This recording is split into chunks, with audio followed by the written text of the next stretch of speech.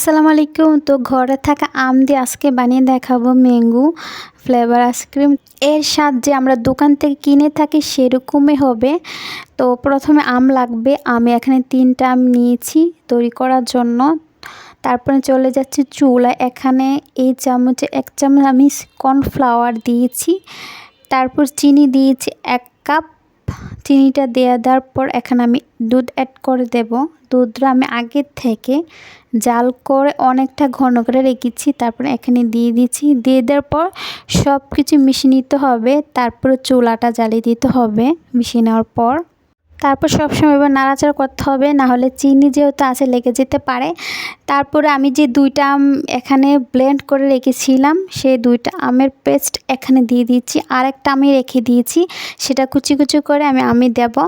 তো এইটা দিয়ে দেওয়ার পর আরও কিছুক্ষণ আমি এটা জাল করে আরও কিছুটা ঘন করে নেব। ঘন করে নেওয়ার পরেই আমি এটা নামিয়ে নেব। যতক্ষণ চুলা রেখে এটা জাল করবেন সব সময় নাড়াচাড়া করতে থাকবে, অফ করা যাবে না, নাহলে লেগে যেতে পারে। যখন এটা হয়ে যাবে এরকম, তখন এটা আপনারা নামিয়ে নেবেন। নামিয়ে নেওয়ার পরে তারপরে এটা ঠান্ডা করে নিতে হবে ফ্যানের নিচে। এই যে আমি ঠান্ডা করে নিচ্ছি, নাড়ে উপরে একটা মোটা সর বসে যাবে।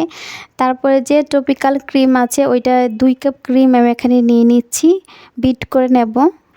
2 কাপ নিয়ে নেবে এই কাপের। দেন আমি আরেকটি কাপ অ্যাড করে দিচ্ছি। দিয়ে দেওয়ার প্লেন করে নিতে হবে। প্রথমে আপনারা এটা 2 মিনিট করবেন, করে নেওয়ার পরে লাস্টের দিকে আরও 1-1.5 মিনিট করে নেবেন। তারপরে এটা বিট করা হয়ে যাবে। যখন দেখবেন এই পর্যায়ে চলে এসেছে, মানে বিট করা প্রায় হয়ে গিয়েছে, তখন যে আম দিয়ে তৈরি করিয়েছি ওইটা এখানে অ্যাড করে দেব। আপনারা দেখতেই পারবেন। ওইটা দিয়ে কিছুক্ষণ মিশিয়ে নিতে হবে। তারপর লাস্টের দিকে কিন্তু আমি আরও 30 সেকেন্ডের মতো আমটা দেওয়ার পরেই আমি বিট করে নেব। এর বেশি বিট করা যাবে না, তাহলে এটা নষ্ট হয়ে যাবে, ভালো হবে না। তো এই যে মিশিয়ে নিচ্ছি, মিশিয়ে পরে আমি 30 সেকেন্ডের মতো বিট করে নিয়েছি।